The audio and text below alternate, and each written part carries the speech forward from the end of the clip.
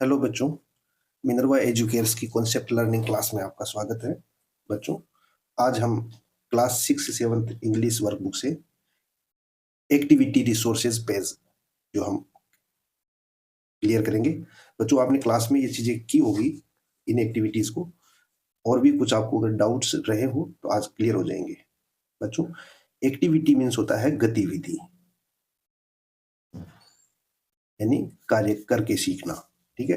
Resources means होता है ये एक ऐसा स्रोत होता है, संसाधन होता है जिसका उपयोग हम अपनी कार्यों या इच्छाओं को पूरा करने के लिए करते हैं। यानी कि हमें इस एक्टिविटी को करना है, तो अब उस एक्टिविटी को हम करें कैसे और उसमें किन-किन चीज़ों की ज़रूरत पड़ेगी, वो सब चीज़ें इन रिसोर्सेज में आता है। ठीक है? कुल मिला के हमें इस गतिविधि को करके जितनी भी चीज़ों की ज़रूरत पड़ती है, उनका यूज़ करके और हमें सीखना है।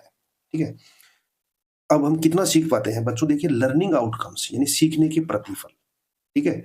अगर हम किसी चीज़ को सीखेंगे और सीख के सिर्फ़ उसको फ़ॉलो नहीं करते हैं, केवल सीख के बैठ जाते हैं, तो वो सही नहीं है। जब हम कोई चीज़ सीखते हैं, तो उसके आउटकम्स भी आने चाहिए, ठीक है? उनको हम सीखने के आउटकम्स बोलेंगे, लर्निंग आउटकम्स बोलते हैं। वो कब आएँगे देखिए, रिसाइट्स यानी दोहराना है, एंड शेयर्स इंग्लिश सॉन्ग्स, ठीक है?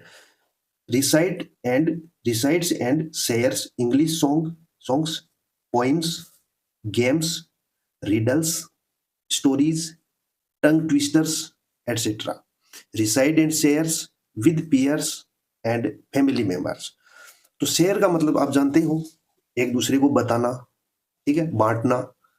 तो हमें क्या करना है, जो भी पोएम्स दी हो या इंग्लिश सॉन्ग दिया हुआ हो या कोई गेम्स हो या रिडल्स हो, ये जो हमने पढ़ा स्टोरीज हो, टंग ट्विस्टर वाले वर्ड्स हो, इनको हमें रिसाइट करना है, दोहराना है और किसी दूसरों के साथ में मिलके उनको बताना है।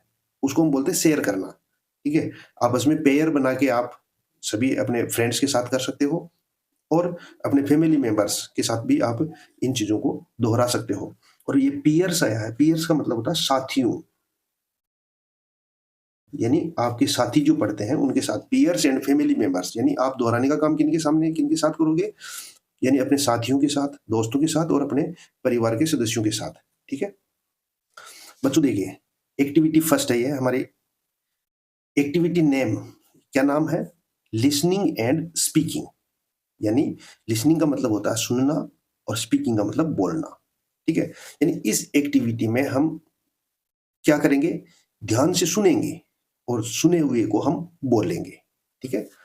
ये दोनों चीजें जो है केयरफुली होना चाहिए, सावधानी पूर्वक। ठीक है? Material required. मटेरियल का मतलब सामग्री। किन किन चीजों की हमारे को इसमें जरूरत पड़ेगी इस एक्टिविटी में? रिक्वायर्ड का मतलब जरूरत पड़ना। ठीक है? मटेरियल रिक्वायर्ड यानी किन चीजों की जरूरत पड़ेगी। Poems selected from text.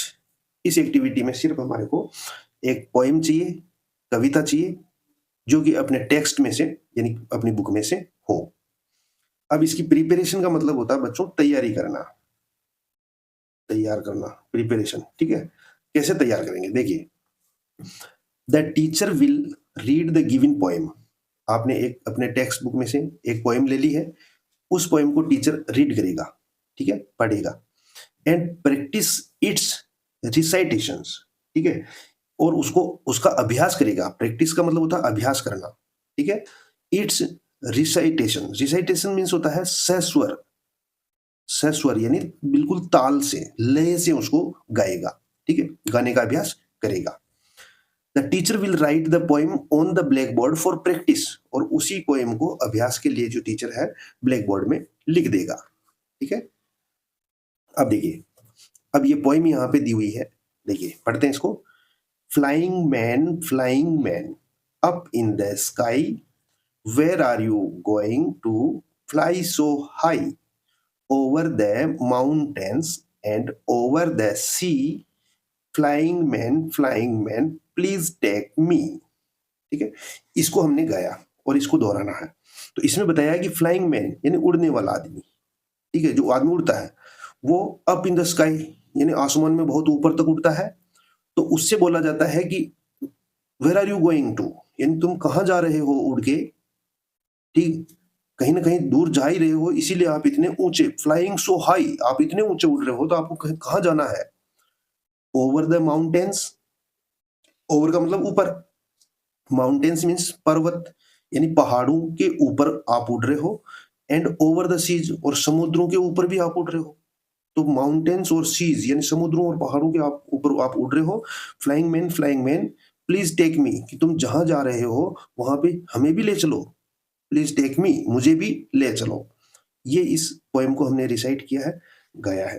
ठीक है, अब देखिए बच्चों, इसमें प्रिपरेशन की देखिए स्टेप्स। अब स्टेप्स पढ़ो कैसे हम करना है इस एक्टिविटी को। The teacher will initiate, initiate का मतलब होता है बच्चों शुरू करना। ठीक है, शुरू करना यानी शुरुआत करना, आरंभ करना। इस पोएम को गाने की जो शुरुआत है वो टीचर करेगा। And recitation, sorry, initiate the recitation, यानी सहस्वर में, लय में इनकी गाने की शुरुआत टीचर करेगा इन क्लास, कक्षा में। With proper intonation, intonation means होता है लय, स्वर, और उसको सही तरीके से, जिस तरीके से पोएम को गाया जाता है उसी तरीके में से यूज करना है। ठीक है, ऐसा नहीं कि हम पोएम को गाया तो नहीं और हमने पढ़ दिया, ऐसा नहीं करना है, उसको गाना है। ठीक है, एंड गेस्चर, गेस्चर मीन्स होता है हाव भाव, आपको अपने हाथों को, अपने मुंह को, अपने पैरों को, जिस पोएम के अकॉर्डिंग आपको एक्शन करना है वो एक्शन, यानी पूरे हाव भाव के साथ लय से इस पोएम को गाना है, और इसकी शुरुआत टीचर करेगा। ठीक है, द स्टूडेंट विल फॉलो, और आप लोग टीचर को फॉलो करेंगे, जैसे वो गाएंगे उसके बाद में आप भी उसी हाव भाव में उसी तरीके से लय में गाएंगे। ठीक है, देखिए second, the recitation will be done 2-3 times, और इस सस्वर उसको हमें 2 से 3 बार गाना है, दोहराना है। ठीक है, थर्ड है the teacher will write the poem on the board, teacher उस पोएम को बोर्ड पे लिख देगा या चार्ट पे लिख देगा। And recite the poem by reading it with a finger point, और जब टीचर इसको गाएगा तब उस ब्लैक बोर्ड या चार्ट में जहां वो लिखी हुई होगी वहां पे अंगुली से उसको पॉइंट करता रहेगा कि मैं यहां पढ़ रहा हूं। ठीक है, इंडिकेट करता रहेगा कि मैं इस जगह पे पढ़ रहा हूं, तो बच्चे उसको ध्यान से देखेंगे। नंबर 4 है the students will then recite the poem by singing. अब टीचर के बाद में उसको बच्चे यानी आप लोग उसको रिसाइट करेंगे यानी दोहराएंगे by singing, and the teacher will point a finger at the lines. अब इसमें टीचर नहीं गाएगा, यानी उसको रिसाइट टीचर नहीं करेगा, अब बच्चे ही करेंगे।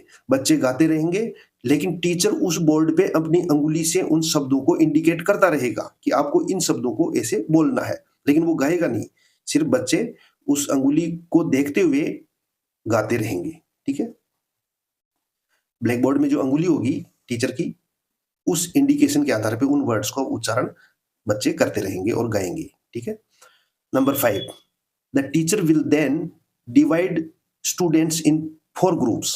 उसके बाद में जब आपका ये अभ्यास हो जाता है तो टीचर आपकी क्लास को 4 ग्रुप में बांट देगा। And ask the following questions, और आपसे ये क्वेश्चन पूछेगा, देखो what is this poem about, यानी ये जो पोएम है वो किस संबंध में है, उसमें आपका वो मेन आइडिया आपसे जानने का प्रयास करेगा। ठीक है, कि बच्चे इस पोएम का जो मेन आइडिया क्या है वो समझ पा रहे हैं कि नहीं पा रहे हैं, ये चीजें पूछेगा।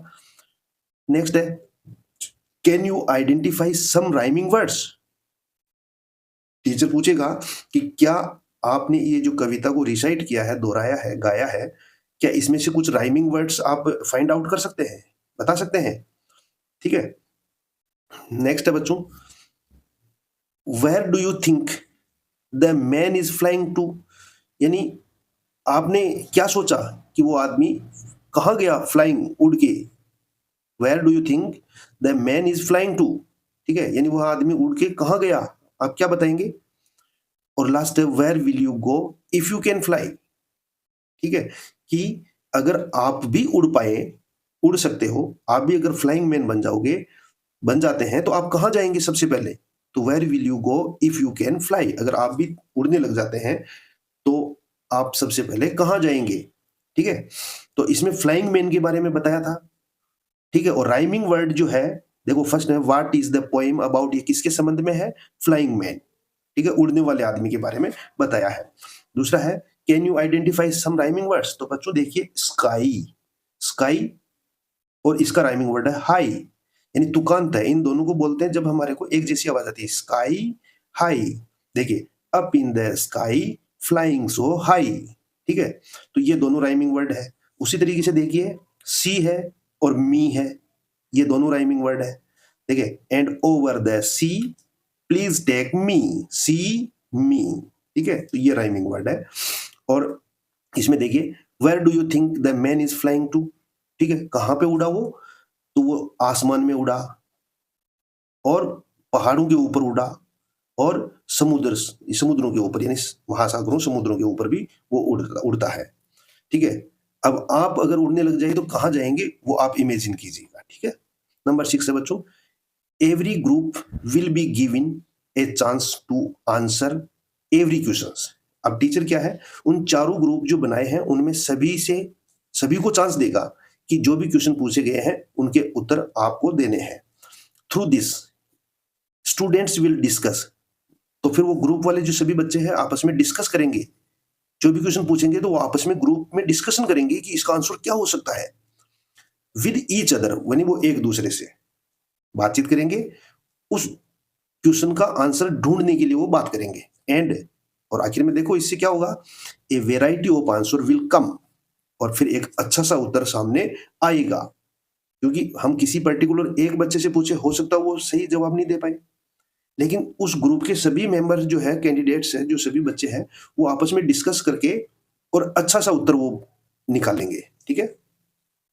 देखो फर्दर टास्क यानी आगे का क्या कार्य आपको टीचर देता है। देखो the teacher may ask the student to recite poem, teacher कहेगा कि बच्चों आपको पोएम्स या राइम्स जो होती है उसको रिसाइट करना है, दोहराना है फ्रॉम योर टेक्स्ट बुक, जो आपकी किताब में यानी आपकी बुक में और भी जो ऐसी कविता दे रखी है उसको रिसाइट करना है, दोहराना है।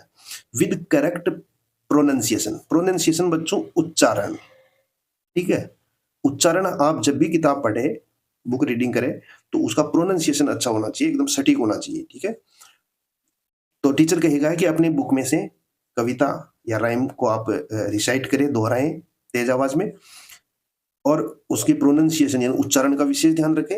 एक्शंस यानी आपको जब ये कविता गाते हैं तो आपको एक्टिंग भी करनी है, उन एक्शंस का ध्यान रखना है। एक्शंस यानी एक्शंस बोलो या गेस्चर्स बोलो यानी हाव भाव, उन हाव भाव का भी ध्यान रखना है, वो भी जरूरत के हिसाब से करना है, ठीक है। अब देखिए बच्चों एग्जाम्पलर क्वेश्चंस क्या है ये, select the correct rhyming words. देखो select the correct rhyming word, सही राइमिंग वर्ड को हमें ढूंढना है, चयन करना है, सेलेक्ट करना है। The underlined word, for the underlined word, इस सेंटेंस में जो ये अंडरलाइंड वर्ड है कैट, इसका सही राइमिंग वर्ड आपको सेलेक्ट करना है। ये चार ऑप्शन दिए हैं उनमें से, तो देखिए Reema has a cat, it was sitting on the, वह है यानी रीमा के पास एक कैट है, वह किसके ऊपर बैठ रही है, तो देखिए टेप, मैट, गैप और बेड। तो देखिए लास्ट में जो तुकांत राइमिंग वर्ड को हमें सिलेक्ट करने के लिए जैसे तो क्या है उसका अंत में अंत एक जैसा होना चाहिए, जब हम बोलेंगे तो अंत वाली ध्वनि साउंड एक जैसा होना चाहिए। कैट, कैट आया ना, यहाँ पे देखो टेप पे आया। मैट, ये देखो मैट आया ना, तो इसमें भी कैट मैट। अब यहाँ पे देखो कैट गैप पे आया, कैट बेड ड आया, तो इसमें कौन सा राइमिंग वर्ड है, कैट मैट। अब इसको हम रखे देखें तो सेंटेंस कंप्लीट हो जाएगा। Reema has a cat, it was sitting on the net. ये मैट, मैट मीन्स क्या होता है बच्चों, चटाई। रीमा के पास एक बिल्ली है, वो किस पर बैठ रही है, चटाई पर बैठ रही है। तो बच्चों ये वर्कशीट अपने एक्टिविटी रिसोर्सेज जो हमने कंप्लीट किया है, उम्मीद है मुझे आपके समझ में आया होगा। ये एक्टिविटी फर्स्ट थी, इसके बाद हम एक्टिविटी सेकंड वाला वीडियो भी लाएंगे। बच्चों इस तरीके की गतिविधियों को आप करेंगे तो हमारे लर्निंग आउटकम्स जो होते हैं, सीखने के प्रतिफल, वो बहुत अच्छे आएंगे। तो बच्चों आप इसको अपने फ्रेंड्स के साथ मिलके प्रिपरेशन करें, और अगर आपको ये क्लास अच्छी लगी हो तो वीडियो को लाइक करें और चैनल को सब्सक्राइब करें ताकि आगे आने वाले वीडियो आपको टाइम से मिलते रहे। Thank you.